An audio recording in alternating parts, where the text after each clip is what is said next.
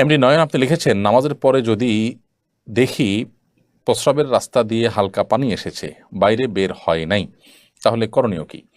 আহ, পানি বের হয়েছে, মুখে এসে আছে, এটুকুর কারণে না আপনি নাপাক হয়ে যাবেন, এবং নামাজের মধ্যে যদি এটি এসে থাকে তাহলে সেক্ষেত্রে আপনার ওই নামাজটা আবার পড়তে হবে। আর যদি নামাজের পরে বের হয় তাহলে আর ওই নামাজ দোহরাইতে হবে না।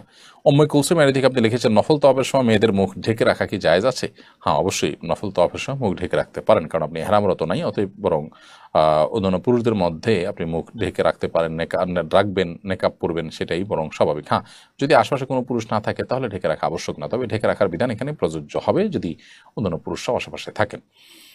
মাটির দেহ আইডি থেকে আপনি লিখেছেন, আমি একজন যুবক, একটা স্কুলে পড়ি, আমাদের স্কুলে জোহরের নামাজের জন্য বিরতি দেওয়া হয় না, স্কুল ছুটি হয় 2টা 30 মিনিটের সময়, এখন আমার করণীয় কি?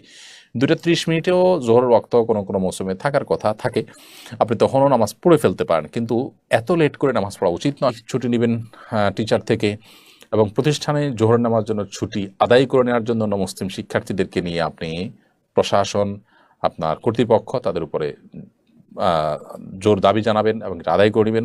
প্রয়োজনে আপনার শিক্ষা প্রতিষ্ঠান পরিবর্তন করবেন, সুইচ করবেন, কিন্তু তাই বলে ফরজ নামাজের ব্যাপারে ছাড় দেওয়ার সুযোগ আসলে মুসলমানের কিন্তু নেই। এমদাদুল্লাহ মারজান আপনি লিখেছেন, কাউকে ঋণ দেওয়ার পর যদি পরিশোধ করতে না পারে তাহলে নিজের জাকাতের টাকা প্রদান করে তার কাছ থেকে ঋণের পাওনা টাকা নেওয়া যাবে কিনা? কাউকে ঋণ দেওয়ার পর যদি আপনি পরিশোধ করতে না পারেন তাহলে সেক্ষেত্রে ঋণ দেওয়ার পর কাউকে ঋণ দেওয়ার পর যদি পরিশোধ করতে না পারে, হ্যাঁ বুঝতে পেরেছি, আপনি ঋণ দিয়েছেন, তিনি আপনাকে পরিশোধ করতে পারছেন না, গরিব অভাবী হয়ে গেছেন, তখন আপনি তাকে জাকাতের টাকা দিতে পারেন। জাকাতের টাকা দেওয়ার পর এবার তার কাছ থেকে আপনি আপনার ঋণের টাকাটা বুঝে নিতে পারেন, অসুবিধা নেই।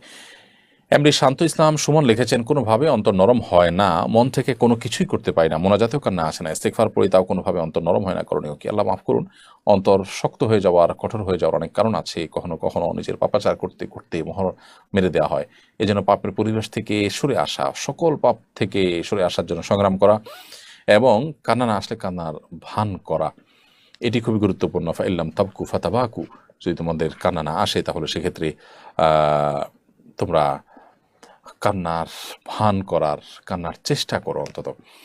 আর দ্বিতীয়ত হলো কোরআন কারীমের আয়াত সুন্দর করে তেলাওয়াত করা, অর্থ বুঝে বুঝে পড়া, গবেষণা করা, এটি অন্তর বিগলিত হওয়ার একটি অন্যতম কারণ। আল্লাহ নেককার এবং মুত্তাকি পরহেজগার বান্দা যারা আছেন সে সমস্ত মানুষদের সোহবত এবং সান্নিধ্যে থাকলেও অন্তর বিগলিত হয়, নরম হয়, সেটিও অন্তর নরম হওয়ার একটি কারণ।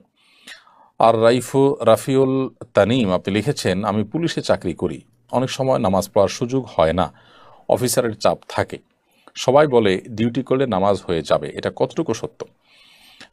ডিউটি করলে নামাজ হয়ে যাবে এটা একেবারেই ভুল কথা, মিথ্যা কথা।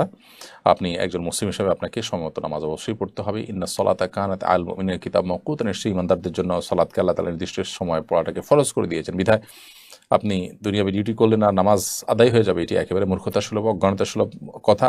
নামাজের দায় থেকে আপনি মুক্ত হবেন না, আপনাকে নামাজ আদায় করতে হবে ঠিকই। যদি নামাজ আদায় করতে না পারেন, নিয়মিত আপনার এই অসুবিধা হয়, তাহলে আপনি সে চাকরি ছেড়ে দিতে হবে আপনাকে। হালাল রুজির জন্য, বেঁচে থাকার জন্য মানুষ অনেক উপায় অবলম্বন করতে পারে, কিন্তু নামাজের কোনো বিকল্প কিন্তু নেই, অতএব আপনাকে আদায় করতে হবে। এমডি হাফেজ সজীব ইমাম লিখেছেন, ইমাম সাহেব এহরামের সাথে জড়িত, ইমাম সাহেব হারামের সাথে জড়িত, এই কথা জানার পরও তার পিছনে ইক্তেদা করে নামাজ পড়লে নামাজ হবে কিনা? নামাজ হয়ে যাবে, কিন্তু যদি এর চাইতে ভালো ইমাম পান, কোনো মসজিদের আশেপাশে, তার কাছে নামাজ পড়তে পারেন, তার পিছনে নামাজ পড়তে পারেন। আর সাধারণত এই ধরনের ইমাম যিনি হারামের সাথে জড়িত, তাকে মসজিদ কর্তৃপক্ষ তাকে বাদ দেওয়া, ভালো ইমাম তার জায়গায়, বিশেষ করে প্রকাশ্যে গুনাহে লিপ্ত এরকম মানুষকে বাদ দেওয়া তাদের কর্তব্য, এবং তাকে বাদ দেওয়ার জন্য মুসল্লিগণ চাপ সৃষ্টি করতে পারেন, করা উচিত তাদের। বাট নামাজ যদি পড়ে ফেলেন তার পেছনে নামাজ আদায় হয়ে যাবে।